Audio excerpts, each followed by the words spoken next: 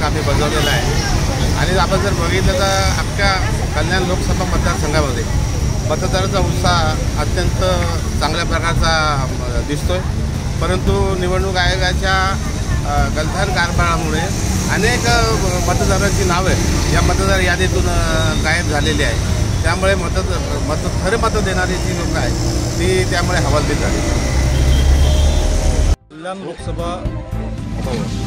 लोकसभा मतदारसंघातील रहिवासी असून मी गेले कित्येक वर्षापासून लोकसभा, विधानसभा, नगरपालिका या निवडणुकीमध्ये मतदान केलं असून बाबासाहेब आंबेडकरांनी जो आम्हाला मतदानाचा अधिकार दिला, या यादीमध्ये माझं नाव नसल्यामुळं मला तो अधिकार बजावता येत नाही। ही निवडणूक आयोगानं याची दक्षता घ्यावी, कारण आमची इच्छा असून सुद्धा आम्हाला मतदान करण्यासाठी परावृत्त करण्यात येत आहे। तर याला जे जबाबदार लोक आहेत त्यांनी याची दखल घेऊन निवडणूक आयोगाला विनंती आहे की हे असे प्रकार थांबवले पाहिजे आणि आमच्या मतदानाचा अधिकार आम्हाला बजावण्यासाठी सहकार्य केलं पाहिजे।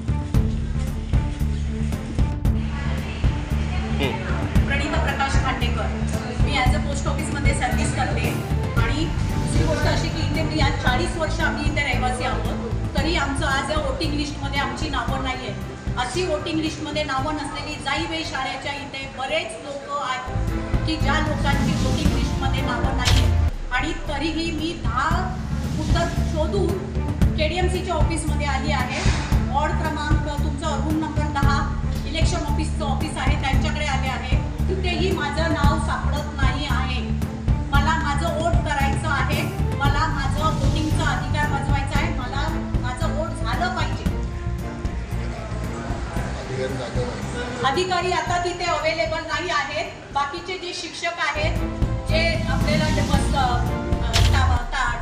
बसवलेले आहेत या त्या कामासाठी ते लोक आहेत। त्यामुळे मी आता इथे कोणत्या ठिकाणी मी हे करावं, मला त्याचा अत्याचार नाही पाहिजे। मला माझा अधिकार बजवायचा आहे, मला माझं वोट हे करणार आहे। मी भारताची नागरिक आहे, माझं वोट झालंच पाहिजे। माझं लिस्टमध्ये नाव का नाही? 40 वर्ष आम्ही इथे राहतोय। तुम्ही प्रॉपर्टी टॅक्स घेता, प्रॉपर्टी टॅक्समध्ये आमची नावं आहेत।